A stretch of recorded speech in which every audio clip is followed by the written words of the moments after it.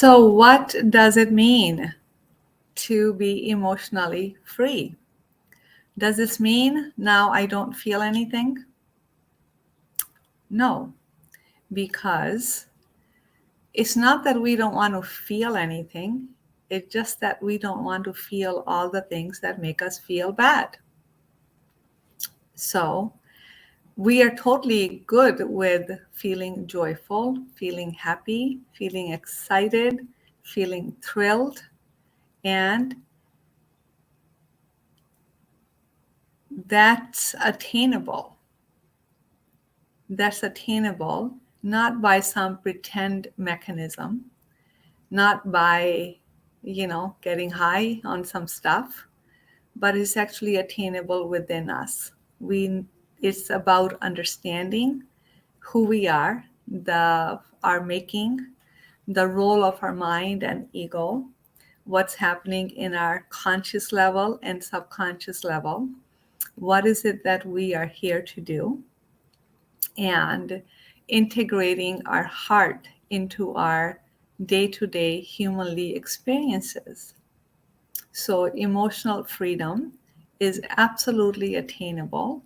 Being free from painful, negative, nagging, dark emotions that us human beings feel far too frequently than we need to. So, how do we gain emotional freedom? It's a 6A technique that I teach. The first A is awareness, second is acknowledgement, third is acceptance, fourth is application, fifth is appreciation, and the sixth is anchoring. So I talk about the 6A technique in my book, Wake Up and Heal, 6 Steps to Emotional Freedom. If you don't have a copy,